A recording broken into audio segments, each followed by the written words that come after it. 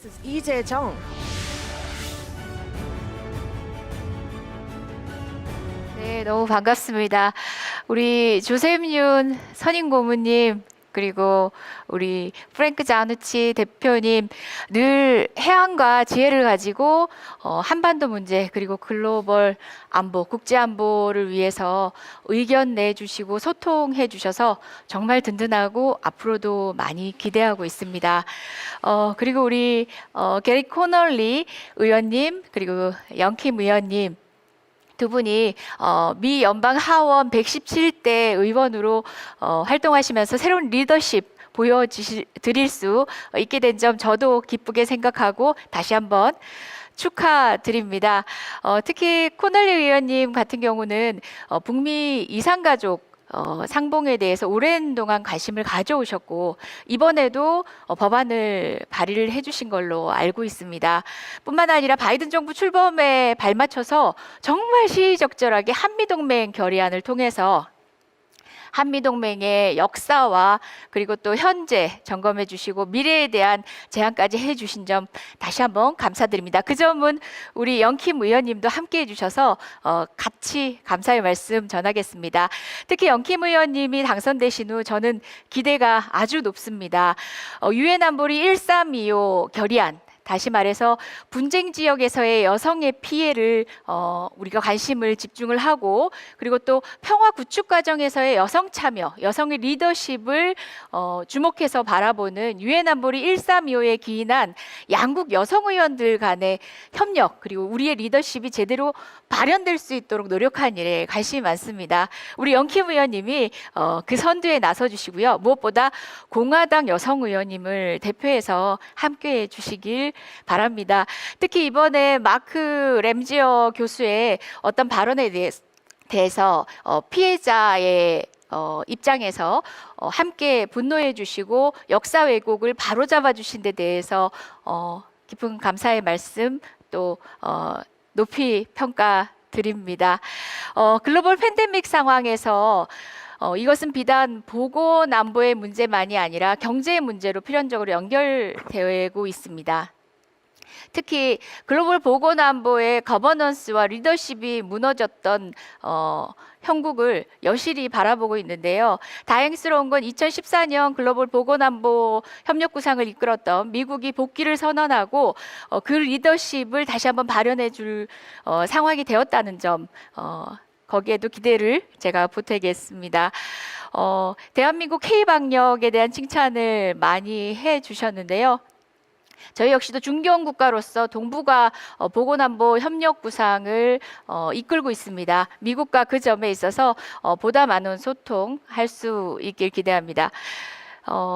경제와 떨어질래야 떨어질 수 없고 결국 코로나 상황 때문이 아니라 경제적 문제로 많은 시민들이 고통을 받고 그것으로 인해서 재기가 어렵지 않나라는 절망의 목소리들도 높습니다. 하지만 위기가 기회라는 다소 상투적인 말이긴 합니다만은 그 안에서 새로운 진보, 새로운 혁신을 꿈꾸는 것은 한미 모두가 공이 같다는 생각입니다. 한국은 지금 1930년의 뉴딜 정책에서 착안을 한 다시 한번 일어서는 데 있어서의 뉴딜을 꿈꾸고 있습니다. 그 뉴딜에는 두 가지가 핵심입니다. 그린 뉴딜과 디지털 뉴딜입니다. 이것은 지금 미국 정부, 바이든 정부가 표방한 디지털 혁신과 그리고 또 탄소 제로 정책과도 맞닿아 있습니다.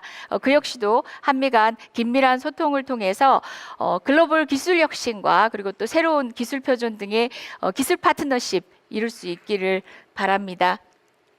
한반도 평화에 대한 얘기를 해야 할 것 같습니다. 3번의 남북 정상회담과 2번의 북미 정상회담 평가는 다양합니다. 하지만 분명한 것은 2017년 전쟁 위기를 넘어섰다는 것입니다. 그것만큼은 어느 누구도 부인할 수 없다는 점입니다. 그렇지만 아쉬운 점이 참으로 많습니다. 그간의 남북관계 그리고 북미관계의 흐름을 역사적으로 살펴보면 두 가지의 문제가 있었던 것 같습니다. 먼저 정부가 출범한 이래 초기에는 강경 대응 그리고 또 제재 위주의 정책으로 흐르다가 중반기 이후 2기 정부에 이르러서야 비로소 대화와 협상에 나섰다는 점입니다. 그렇기 때문에 그 부분들이 결과로 이어지지 못하고 아까 조셉윤 선임고문께서 지적하셨듯이 정부가 바뀌면서 또다시 전임 정부의 업적을 지우는 방식으로 외교의 연속성이 이루어지지 못했습니다. 저는 이 지점을 사실상 두 번째 문제를 지적하는 것과 동시에 두 번째 문제로서 대안을 말씀드리려고 하는데요. 여기 두 의원님, 민주당, 공화당을 대표해서 나오신 바로 두 의원님 역할이 중요하십니다. 미국 정부의 약속이 아니라 의회의 약속과 신뢰가 되어야 된다는 생각입니다. 사실 미국은 냉전 이후에 세계 질서를 이끌어가면서 그 리더십의 기반에는 바로 의회가 있었습니다. 이런 의회의 결단과 리더십이 사실상 정부가 바텀업인지 탑다운인지 하는 그런 기술적인 영역을 넘어선 힘을 가지는 것입니다.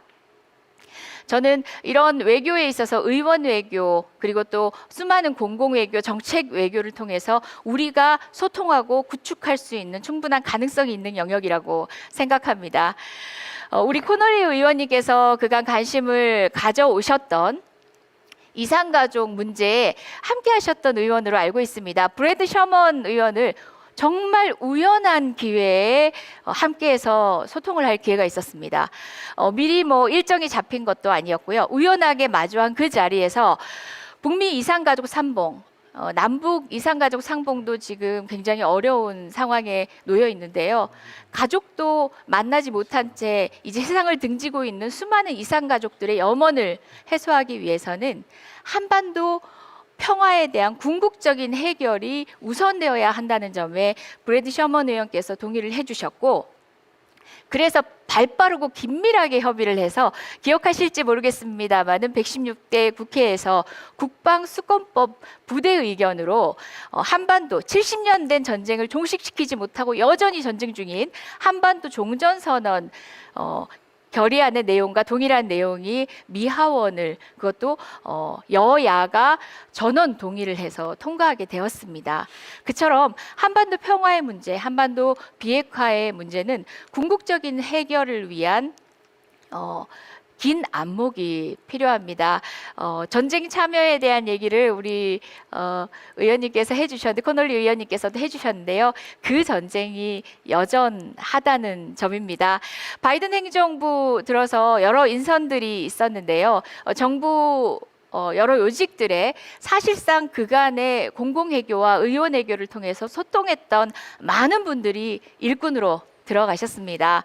겉으로 보이기에는 바이든 정부가 선택할 의제와 문재인 정부가 선택할 의제들의 어떤 차이가 있을지에 많이들 주목하고 있지만 그간 꾸준히 소통해왔던, 일상적으로 우리가 공감해왔던 가치와 그리고 또 미래 비전에 대한 우리의 의지들은 반드시 한미동맹의 새로운 모습을 통해서 한반도 평화의 문제 그리고 글로벌 안보의 문제를 리드할 수 있다고 저는 확신합니다. 여기 계신 두 의원님들 빨리 코로나 상황이 극복돼서 직접 대면하고 더 많은 지혜를 나눌 수 있는 기회 조속히 갖기를 기원합니다. 고맙습니다.